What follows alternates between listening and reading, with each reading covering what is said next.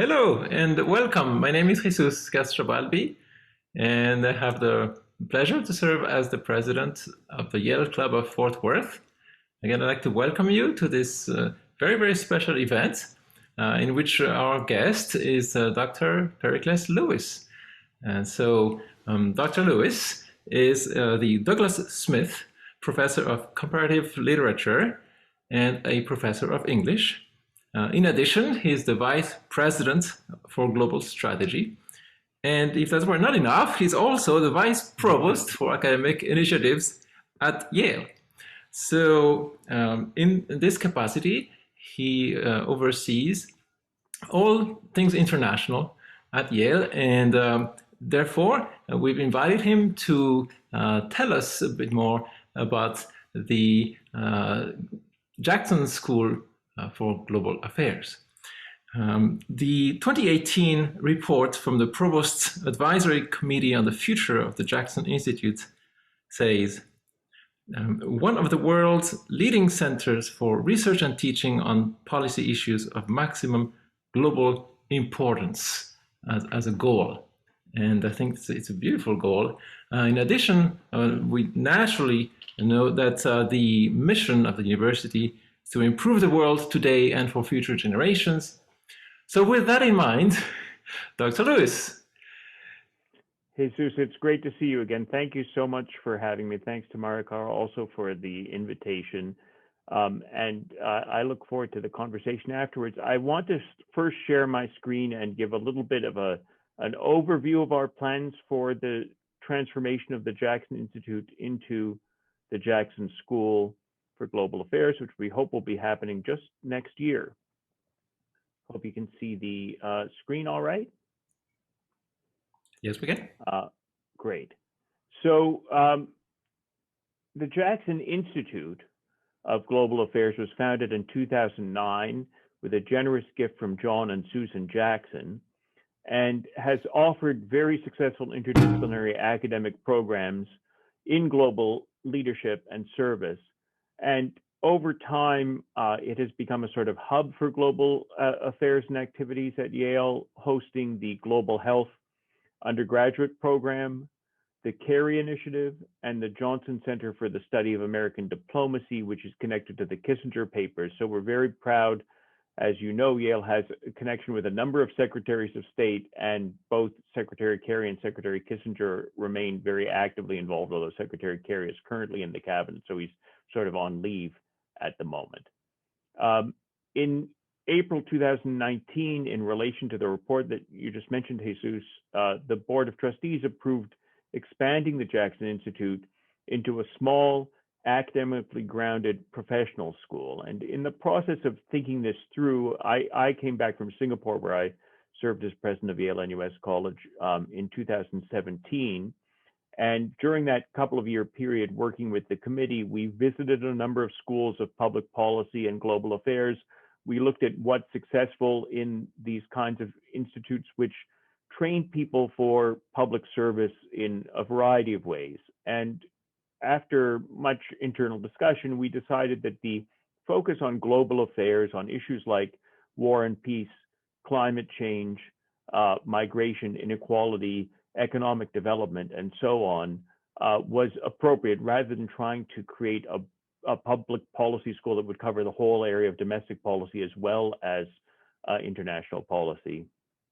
And we recommended the creation of the first professional school at Yale since the School of Management, which opened about 45 years ago. The university I'm actually in the Macmillan Center for International Area Studies across the street from the Jackson School as I speak to you now. And we've designated these two additional buildings on Hillhouse Avenue to be the home of the new Jackson School of Global Affairs. And if any of you were SOM graduates a few years back, these were part of the School of Management until recently. They're Evans Hall and Steinbach Hall. And we expect that these will be, great spaces for the Jackson faculty and students and the various affiliated programs. I think you all heard from my neighbor and friend Paul Kennedy recently. We have a very distinguished faculty Of the 9 on this slide, 7 of them were, well, 6 of them were Yale faculty who'd been at Yale for some time and decided to join the Jackson school when we decided to launch it, and 3 were recruited, Rohini Pandey and Arna Westad from Harvard and Ken Shivi from Stanford. So we're competing with the top institutions in the country for the leading thinkers on global affairs matters. And the design of the program is such that the faculty are closely integrated with the departments in the Faculty of Arts and Sciences and sometimes in other schools like the School of Management, which allows us to have them involved with the training of Ph.D. students and undergraduates, as well as students in the master's program in global affairs. And they've been working hard this year on creating an appropriate curriculum as the school expands in the coming years. In addition, we're well known for the distinguished group of practitioners who participate at Jackson, former ambassadors, former cabinet secretaries, well-known journalists, generals, people who have a wide range and also a bipartisan view about issues in foreign affairs.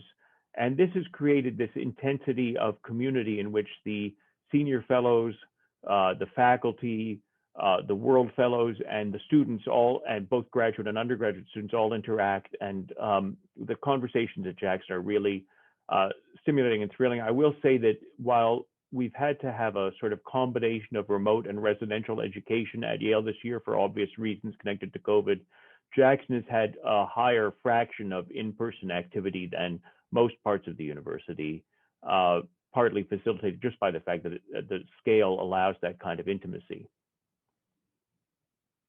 The World Fellows Program, the Morris Greenberg World Fellows Program, has been an incredibly successful opportunity to bring leaders, rising leaders from around the world here to New Haven typically for a period of a semester, sometimes for a full year, to engage in intellectual life. And since it's been affiliated with Jackson in the last few years, it's also allowed these World Fellows to both take courses, but also teach courses or mentor undergraduates in various ways. The incredible work that they've done is, very diverse, but I'll mention that our most distinguished and well-known World Fellow graduate is Alexei Navalny, who's the leader of the opposition in Russia. We have many people who are involved in government and politics. We also have journalists, analysts, economists, people in business, and so on, who've come and learned a lot, but also contributed a lot to the internationalization of Yale. And as I mentioned, one of our flagship programs is the master's degree in global affairs.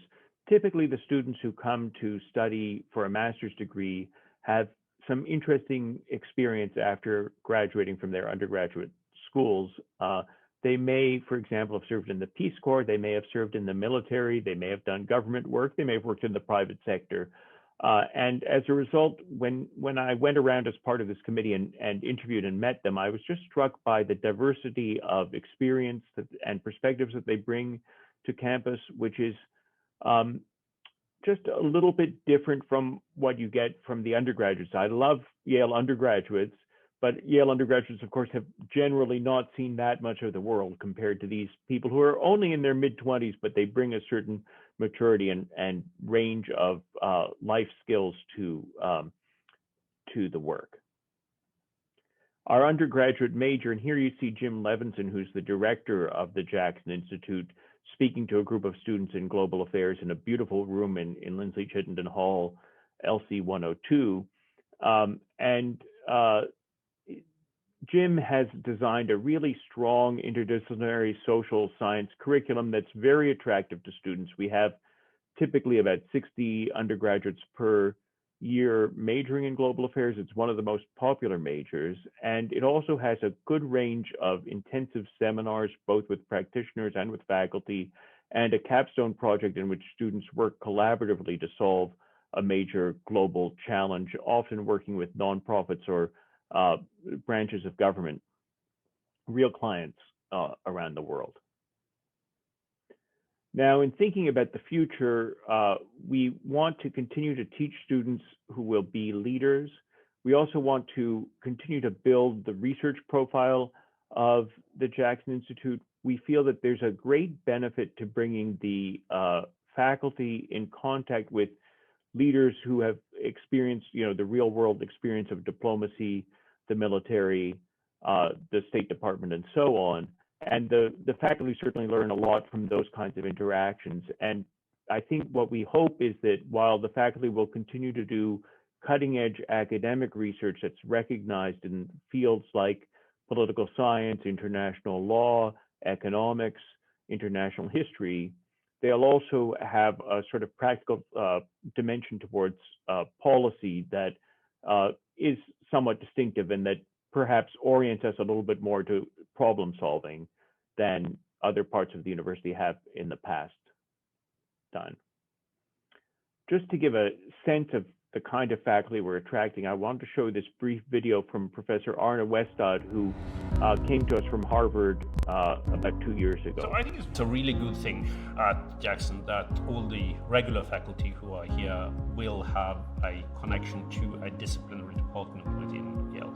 I think it's good for two reasons. I think it's really good in terms of recruitment. So you want to bring the very best people to Yale to teach global affairs. And for that to happen, it's often a really good thing if they can also have a disciplinary home department that they connect to. But I also think it's important for the kind of relationship that Jackson is going to have to the rest of the university. So at least for my own part, what I'd like to see is a global affairs school that is really integrated with the rest of the university. One that connects up to the intellectual engagement that is at Yale in different other parts of the university. And I think the best way of doing that is having faculty that have a home both in a regular teaching department in the college and here at Jackson. Arne speaks there about the excitement of being able to interact with students and think about the future of the Institute transforming into a school. He taught for several years at the Harvard Kennedy School. He taught before that at the London School of Economics. He's a world-renowned historian of international affairs, kind of in the vein of Paul Kennedy. He's known Paul for a long time. We were very excited to bring him here.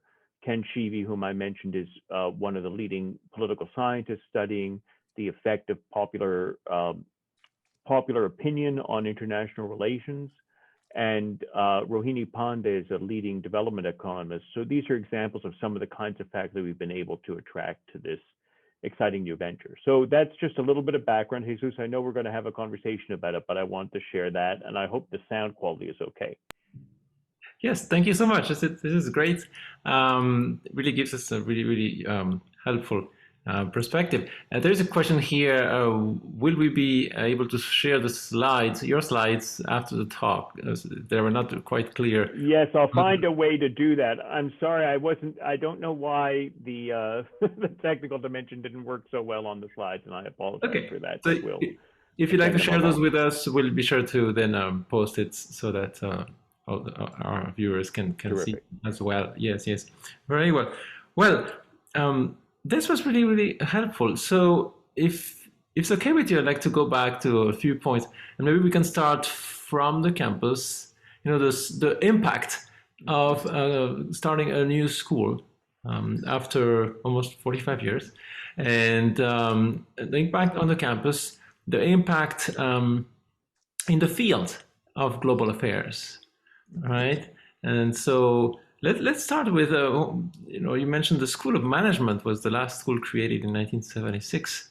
Mm-hmm. Yale has always been a university of the world, right? We bring the world to campus, and that is a major asset, right, for the students, and that interaction with the faculty, the ideas, the perspectives, the wealth of experiences and perspectives. So as we move from an institute to a school, can you talk about what you expect that in terms of what it will bring to the campus, what kind of maybe energies or interests or possibilities? Yeah, that's a wonderful question. Thank you. So I think in terms of the impact on campus, um, this whole 21st century, we've been emphasizing internationalization on campus, and that's meant bringing great international students to New Haven. It's meant studying a wider range of international topics in our research. It's meant more international engagements and so on. But we haven't had a place focused on sort of the current political challenges and social and economic challenges facing the world in quite this way. That's sort of really directed towards how do we come up with the best policies that will have the biggest impact. And the Jackson Institute was founded just over a decade ago. And as an institute, it was a relatively, although, a substantial and significant thing, and it has brought, lots of great people to campus.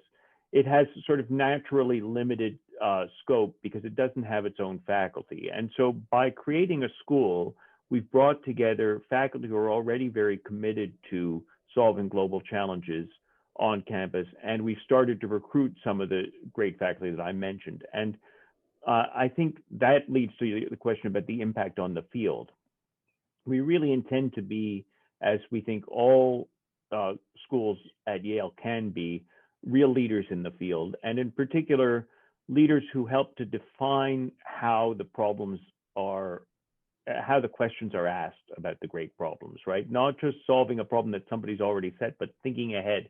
If you think about our colleague, William Nordhaus, who won the Nobel Prize for his work on climate change economics a few years ago, that's an example of the kind of person who creates sort of sets the question that will be answered by the field over many, many years and decades. And we think those are the kinds of people we're attracting as faculty at Jackson. And we think that the way to make that, truly impactful is to have the faculty work closely together, work with excellent students, and also then work with practitioners who will help them see, well, what are the real world implications of the kinds of problems they're trying to solve.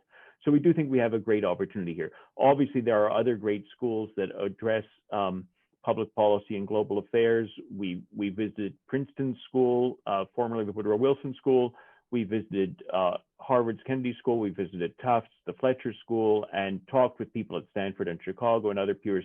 One of the nice things about academia is even though you may be competitors with one another, people are very willing to share information. And even the dean of the Harvard Kennedy School was very friendly when I called him up a few months ago and didn't resent our having taken away two of his star faculty for our new school. But, we do learn a lot from our peers, but we think there's a special niche that we're able to fill, and that Yale, with its history of public service, is the right place to have this school.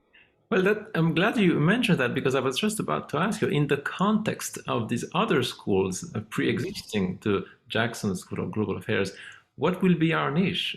What will distinguish the Jackson School from the rest? Well, we're very fortunate that already in our master's level program, we're attracting some of the best students of public affairs, and as I say, we're attracting some of the best faculty too. Obviously, we have great undergraduates, and they're flocking to the courses in global affairs. I think the distinctive reason why Yale is a great place for this kind of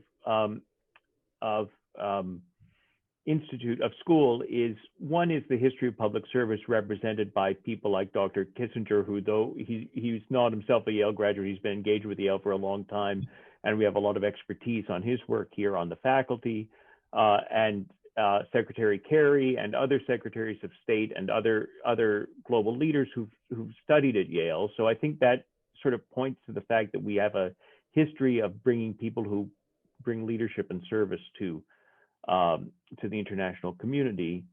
I think also when it comes to sort of the more inside baseball dimensions, I think we can have a very high quality of faculty because we have strong departments of economics, political science, history, and of course a very strong law school. And those are sort of the building blocks of global affairs. So we have the opportunity to hire the very best, bring them together, and then match them with both the leaders who are our alumni and our friends in the international community, and also with the students who are going to be the future leaders. So you mentioned the School of Law, and earlier you mentioned international law, and you talked about economics, and we could maybe throw in the arts in there as Hmm. well. When I hear you speak, it reminds me of interdisciplinary as a connector within campus. Is that maybe part of the expected benefits of a school like the Jackson School, that it will enable that orientation, that the connector factor among different specialties?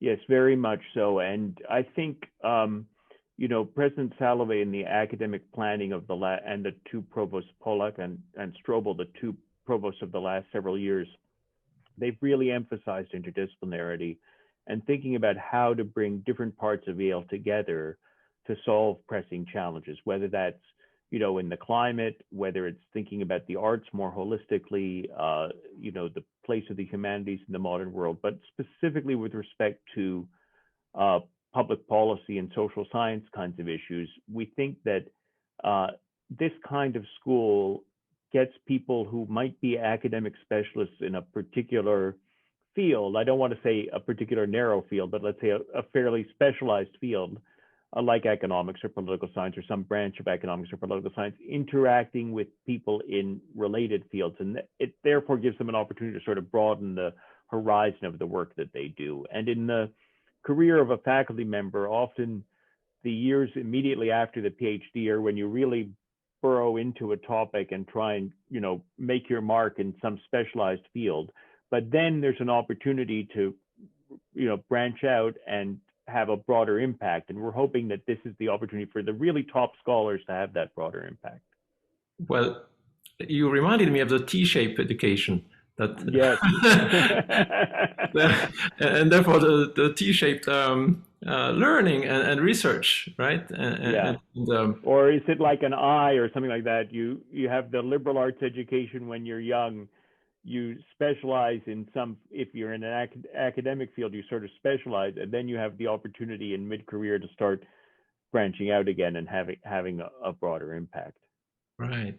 So if we will not be, I mean, although we will not be the largest, we have an incredible potential there by bringing together people of various expertise and really leaders in their fields to make an incredible impact.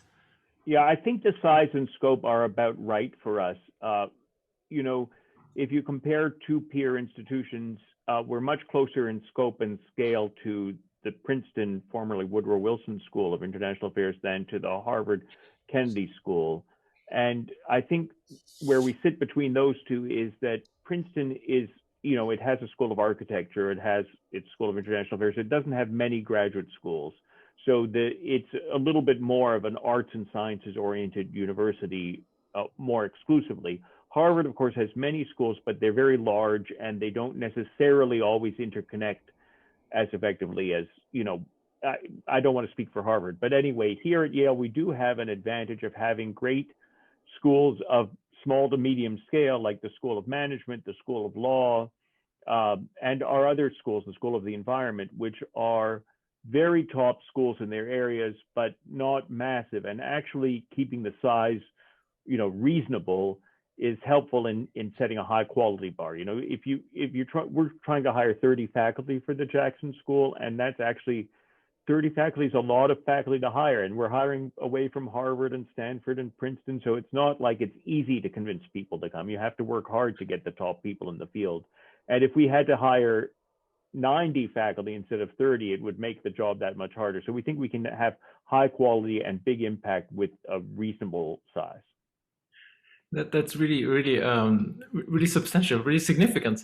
Now, could it be that in addition to the number of faculty that we've said to hire, maybe could you talk about our ability as a university to really facilitate exchanges across across disciplines and across schools, and of course we have the graduate schools, and across majors, and it could mean for students to navigate those Yeah.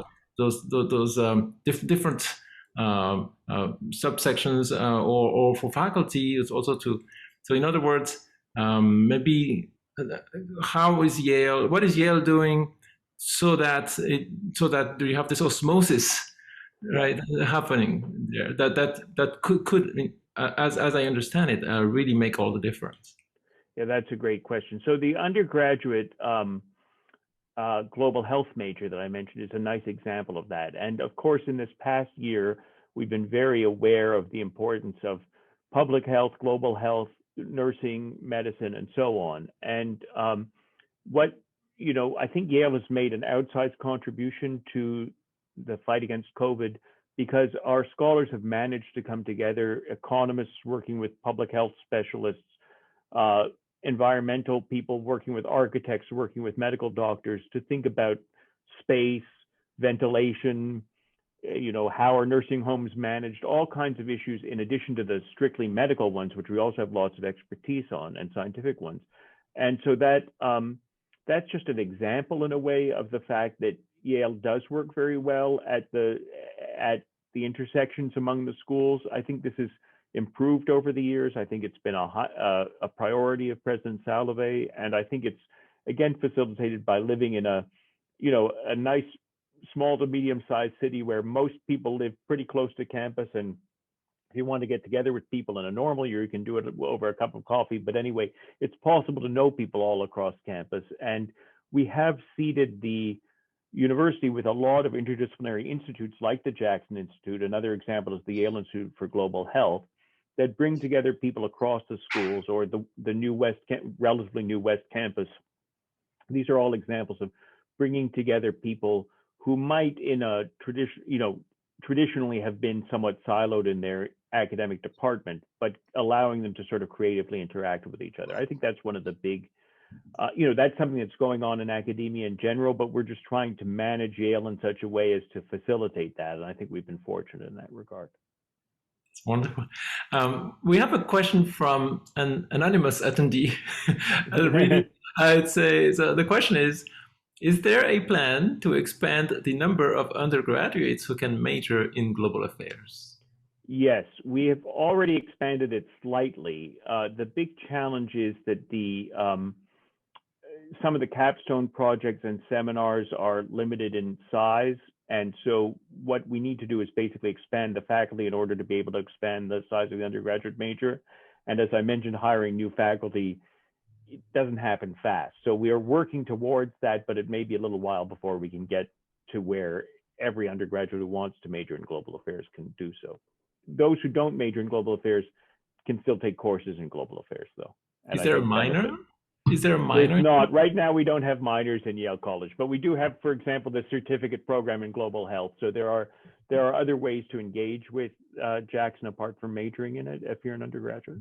Yes, and by the way, we have invited recently admitted students, and so this is really wonderful for them to hear about the campus and all the opportunities. Great.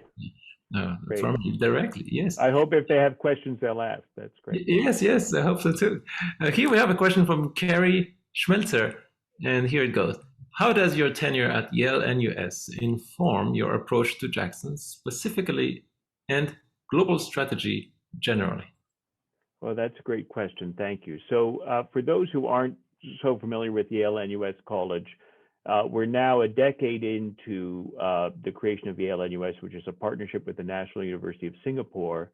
We graduate roughly 250 students a year. About half of them are from Singapore, half are from all around the world, including a good number who are from the US, but a lot from other parts of Asia, but Europe, the Americas, Africa, and so on. It's a college of liberal arts and sciences. The curriculum is close to Yale's in some ways, but very focused on Asian topics. So it's got a little bit more of an Asian tilt than the Yale curriculum, and it's a relatively small, with 250 graduates a year. It's about sixth the size of Yale College. Yale faculty, including myself, have been very engaged in building the college up, and there's a very close partnership with Yale College and with other parts of Yale University. I learned a lot from Yale NUS. I think one thing we had there was a joint program with the Lee Kuan Yew School of Public Policy at NUS. So I got to see the students who were going through the undergraduate degree and then went on to get a master's in public policy at the Lee Kuan Yew School and learn a little bit about the whole idea of education that's very focused on diplomacy, international affairs, global challenges, and so on. So that's sort of specific to Jackson. More broadly, what I learned had to do with just broadening one's perspective. I've been at Yale for 23 years and spending 5 years in Singapore, just let me see some other parts of the world. I think the big takeaway is that there's huge amounts of talent all over the world in every continent. And Yale is one of the world's leading universities here in the United States, and its American identity is very, very important. It matters that we're here in the United States, but we also have a global reach, and we're able to get some of the most talented people from every corner of the globe. And so that's something that, I just got to see firsthand in that role. And I think this year we've tried very, very hard to engage our international students at a time when it's been hard for international students to make it to the US, mostly because of COVID. Sometimes politics have played a role, and we've tried to show our support and engagement with our international student community. And also when it comes to big challenges like COVID or like economic development or like, war and peace, we've also been very globally engaged. And although it's challenging to do that in the midst of a global pandemic, I think it's all the more rewarding and important. So I have a follow-up question of my own, and then there is another one there in the Q&A. When it comes to impact, we can measure research in terms of dollars. We can measure number of graduates, number of majors. How do we measure the impact that a School of Global Affairs has in the world? You mentioned COVID, and obviously the other major world challenges. How do we know and how do we measure the impact that the School of Global Affairs has in the world? Well, it's a very interesting question. We were working on a statement about the mission of the school, and in it we said something to the effect that we were not expecting to end war. And somebody in the comments, you shouldn't read the comment sections they were like, why not end war? You should be able to end war. And I think ending war is a big task, even for a great university to undertake. But let's suppose we could even help to prevent one war, or help to, improve economic productivity in a poor country, or help to look at the terrible thing that's happening right now in India in terms of COVID.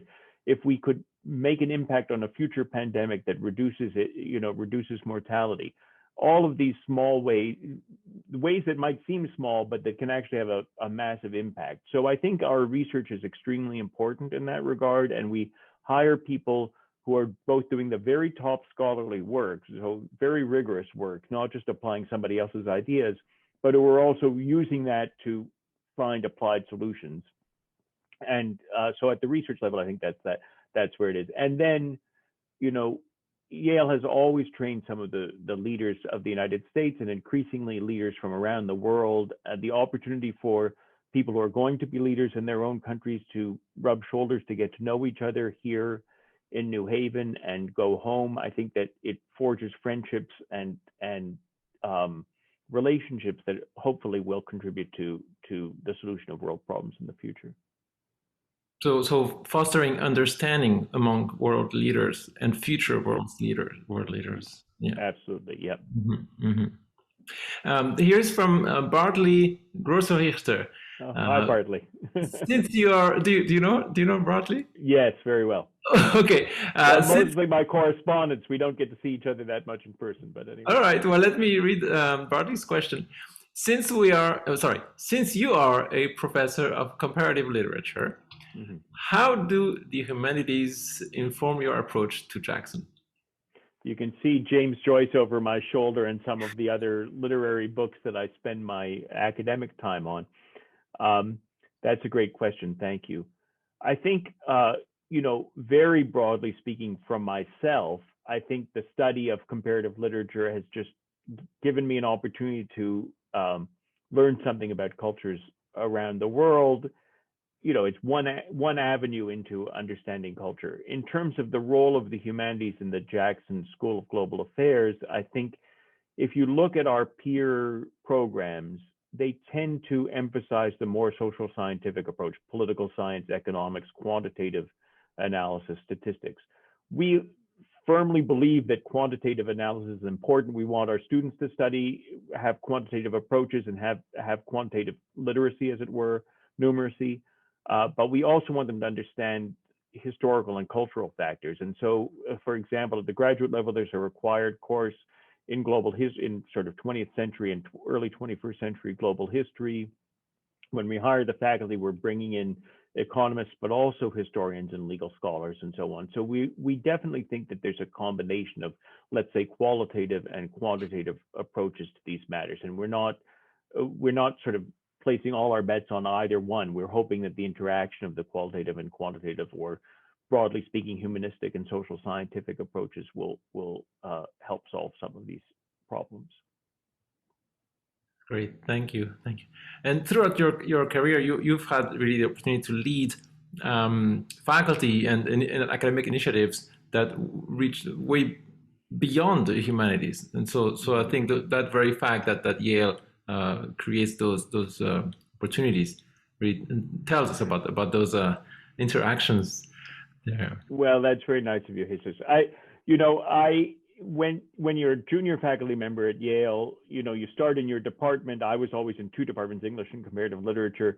And my first great opportunity for interdisciplinary work was through the Whitney Humanities Center, where I was a fellow. And I just got to know people in fact, in the law school, but in music, in the arts and in history. And, I think people who go into comparative literature tend to be a little bit on the generalist side. So you have to specialize a certain amount to be an academic. But I've always been a person just interested in lots of different things. And, so from my own career, I think getting to know something about how the social sciences work, getting to understand scientific research at Yale and US, helping the scientists to get their labs built and understanding how scientific research is funded. Here, the new Institute for Global Health, and trying to help, in a very small way, help facilitate the scientists who are and public health experts who are trying to address this current crisis. It's just been great for me to sort of expand my horizons that way. So, and a truly great university like Yale has expertise in so many fields. There are areas we don't do. Once upon a time, Yale taught agriculture back in the 19th century, and I guess we weren't very good at it or whatever, so we don't teach agriculture anymore. But we do teach a pretty wide range of subjects, and it's just amazing to go to a faculty meeting or even just have a cup of coffee in the local coffee shop and run into all these world experts on all kinds of things. And that intensity of interaction is just an important part of the environment here in New Haven. And I think, the Jackson School will take advantage of that. Again, being able to have things that are small enough in scale that you do bump into each other, while also being, obviously we're a big and ambitious university, and we are growing rather fast. Not so much the college, but the other parts of the university are growing rather fast. So it's not like we're a little tiny, but we're small enough that you can still have a human scale to things.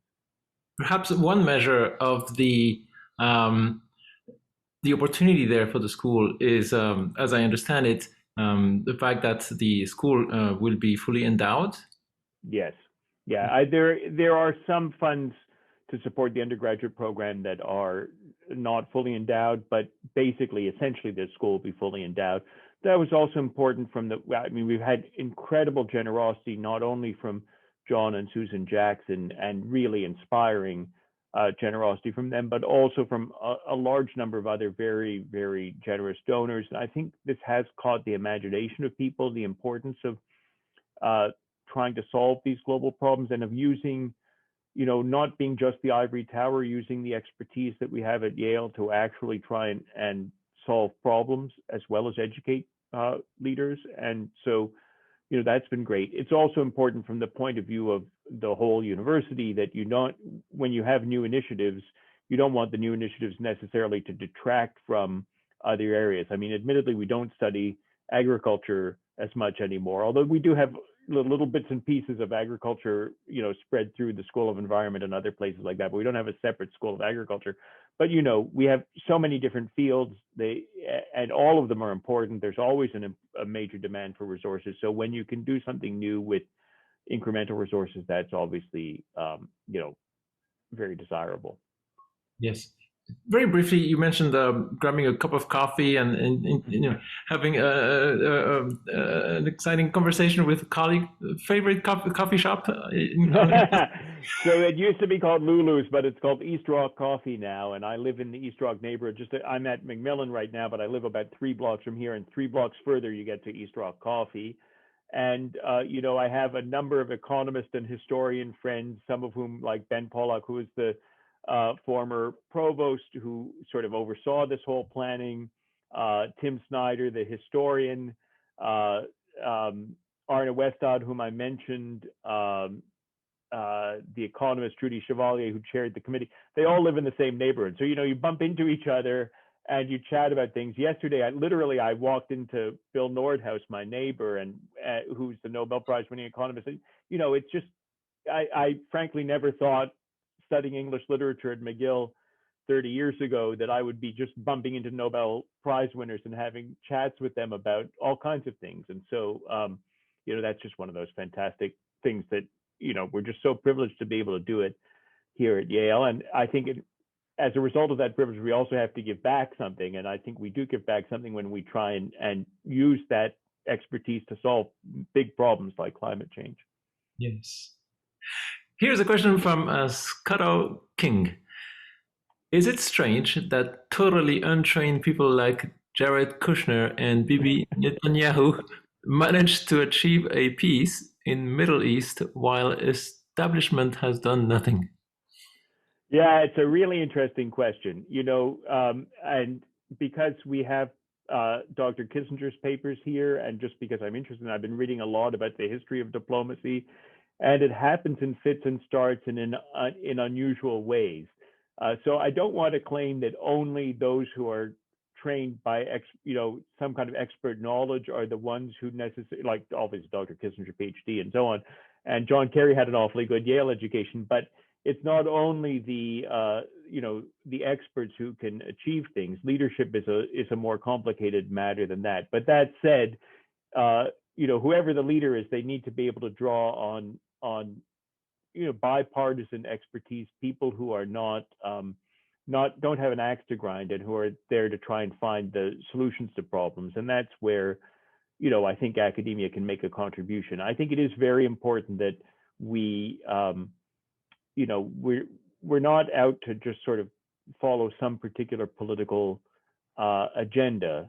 Obviously, people have different, wide range of views, but we want to use rigorous techniques and methods to try and analyze and solve problems. We don't want to just impose ideology. And I think you will find that the Jackson School faculty are both diverse in their views, but also diverse in their methods and very rigorous in their methods. How will we know that the perspectives will be diverse beyond hiring diverse faculty? Yeah, it's a very good question. There is a little bit of a tendency for people to live in bubbles and talk to each other and only hear the opinions that they want, that confirm their views. I think, the best academic work is constantly questioning its own presuppositions, and we have to strive to hire the best from all kinds of backgrounds.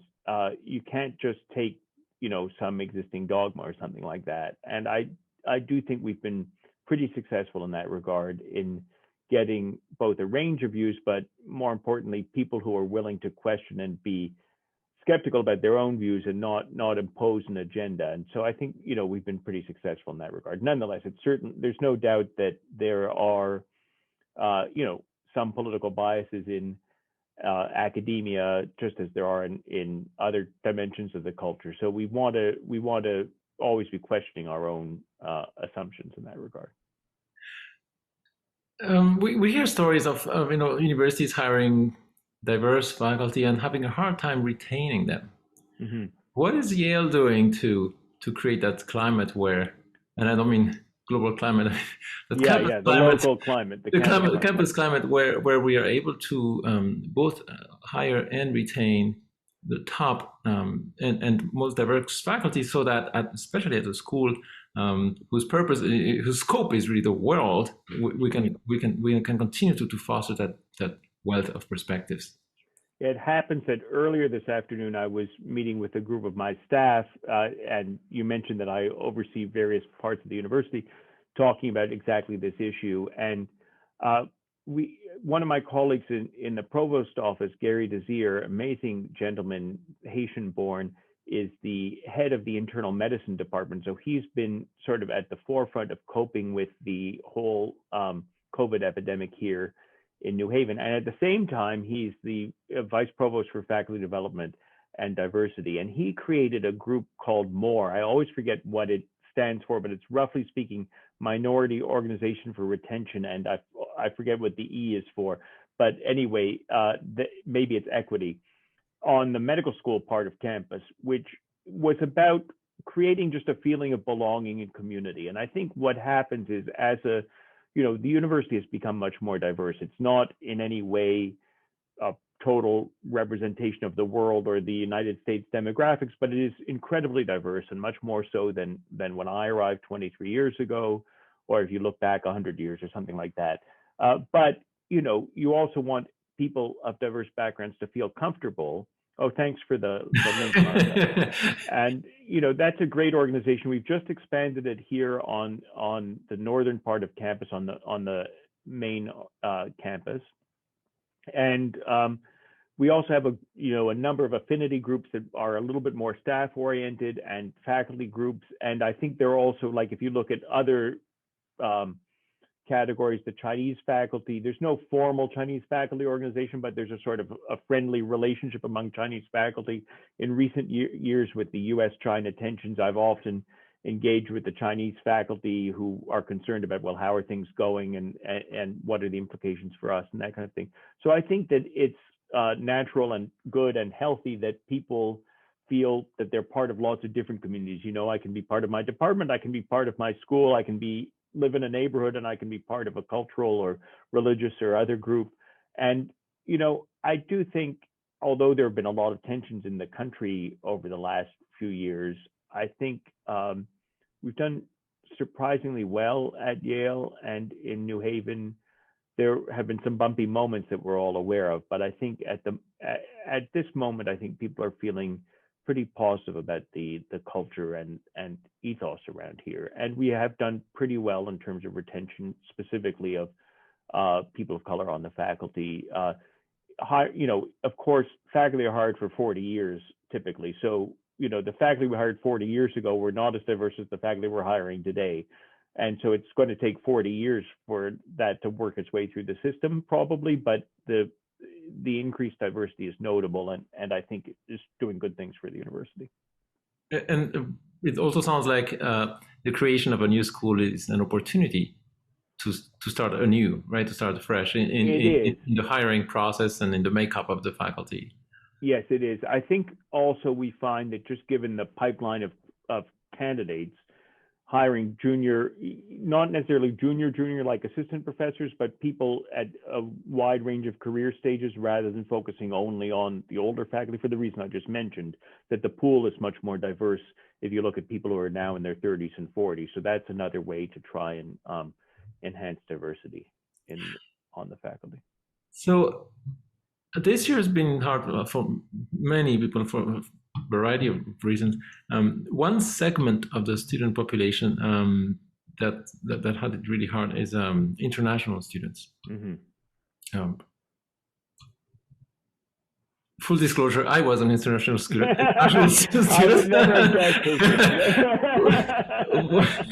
While at Yale,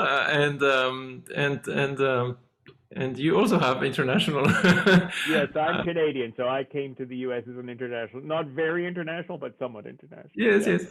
I was wondering, in the context of the institute and soon to be School for Global Affairs, and and in your capacity, many at the university, could you talk about the international students population and perhaps the relation with the School for Global Affairs and just your Yeah, thoughts happy on to, that? happy to.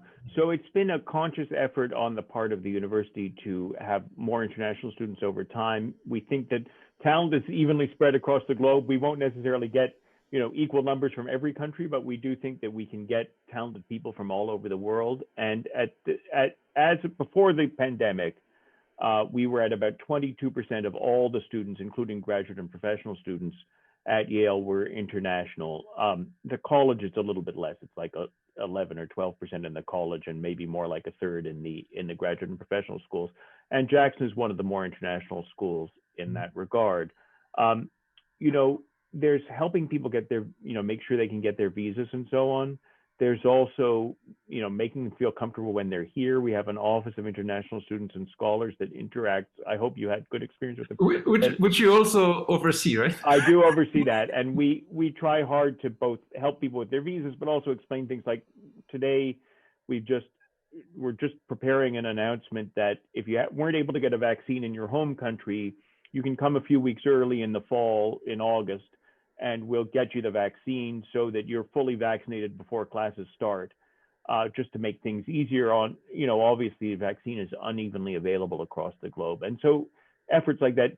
This year, there was a government policy that in order to come to the US and get a visa, you had to have an in-person class. So even though most classes have been taught remotely, we offered a range of in-person classes. I taught one of them for first-year undergraduates, to make sure that there were opportunities for international students so they could get their visas. And at the same time, we've made remote study possible for international students. I think a lot of international students find it's pretty tough because of the, doing it at odd hours of the night and that kind of thing if they're living in Europe or Africa or Asia. And so we tried to make it possible for students to come here. Overall, we've done pretty well. I think that when we look at the final numbers for this year, we'll find that there hasn't been that much of a dip in international student numbers. Now, I mentioned the tensions with China, which are, exist under Republican and Democratic leadership. And so that Chinese students are a big fraction of our international students, and those tensions haven't gone away. So I don't know if in the long run that will cause Chinese students to be more reluctant to come to the US. But so far, we've actually done pretty well in that regard. And Yale has a We've also long. had a big initiative in Africa. I should just mention that we have a lot of programs working with African high school students and specific schools in Africa. And we've recruited, I think we've something like doubled the number of African students in the last 5-6 years. So it seems like our ability to recruit, the younger, next generation leaders starts right there, from Yes, sure. around the world. Yeah. Yeah. And you mentioned China, and Yale has a long history of friendship with China. Do you want to talk about that? Because you also oversee the So Yale Beijing Center. Yeah, I spend a lot of time in China in a normal year. Obviously, I'm concerned, as I'm sure many of you are, with the situation in Xinjiang and the situation in Hong Kong. And we are very careful to follow government guidance on, what kinds of research can be shared and so on. It's important to understand that Yale doesn't do classified research. So the research that we do is all going to be published. So the issue of espionage by Chinese military affiliated students that has got some people worried is probably not so applicable to Yale students. Most of our joint research with Chinese partners has to do with things like medicine, public health, rule of law, obviously cultural and historical understanding and so on, and to some extent education economics. And so these are areas where we think there's mutual benefit to the relationship and where we hope that, understanding between peoples continues to, strengthen things. That said, the relationship between the US and China is under some pressure, and we're very aware of it. and we want to remain, friendly with the people of China, with the Chinese academics, with Chinese students. We want to be a destination for Chinese students and scholars, but we also are aware of the political situation. We don't want to be naive about it. Right. I have a question, maybe more to you talked about your career earlier. How do you do it? You have so many units, and this is more of a leadership question, really. You oversee so many units and parts of the university. Of course, they all have in common the international, the global part of the university's enterprise. But could you talk about that? Maybe this. It's nice of you to say. I have a terrific team. The people who run these different units are all fantastic. It's very important to me to get the team working closely together so that, if something's happening at the Yale Center, Beijing, or in Singapore, the people here who work with international students are also aware of it, to keep communications. And I think that's part of why, my role was established. I've taken over some of the role that Linda Lorimer formerly had, but only a portion of it because she did an amazing number of things. But mine is a little bit more internationally focused. So the things that have an international dimension have tended to come under my supervision. Academic leadership is, you have to have good people and you have to trust the good people that you work with. And at the same time, obviously, you have to have oversight. And, it's just a fascinating job. I really enjoy it.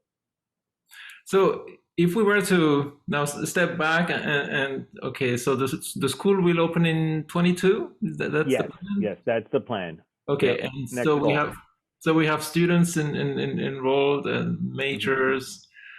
How do you project, down a few years? What does the university look like, and what's different? Well, in terms of the school itself, I think one thing we'll do is attract an additional body of faculty. It will take a while to get all those 30 faculty in place. And I think when we've done that, that will have an impact. And I don't know that I went into this, but most of the faculty will have a joint appointment with a department in the Faculty of Arts and Sciences. That means that'll mean more international politics, more international economics, more international history, more international law, and other subjects being taught around campus. So it will enhance not only the education of the students in Jackson, but students in other parts of the university who want to learn about international topics. So I think that's the biggest impact on the university. In terms of our bigger global reach, we hope that what we're doing is supporting research that will really make a difference that policymakers draw on. The current, we've had Yale leaders in many administrations, including the previous administration, but the current National Security Advisor, Jake Sullivan, was affiliated with the Jackson Institute and has, taught at Yale and so on. And he's developed very interesting ideas about China, partly in conversation with some of our scholars here. So I think the fact that these conversations will have a direct impact on not only presumably US government policy, but, even what's going on in Russia today, I think we can really have an impact.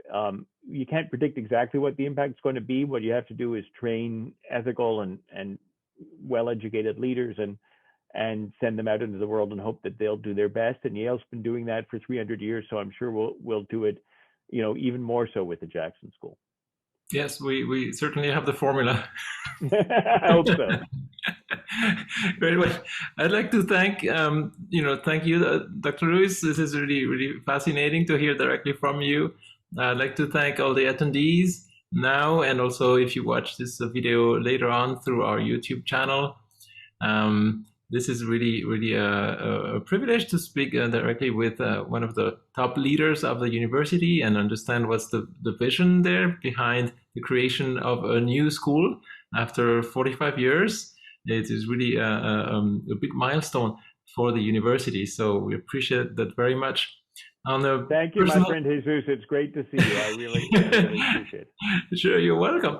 And on a personal note, I'd like to thank everyone for your support and being there at our events. This is my last event as the president of the Yale Club, and so I want to wish all the very best and many, many years of more community building and inclusive and engaging events through the Yale Club of Fort Worth, and in service of our local Yale family as well as our host community in North Texas.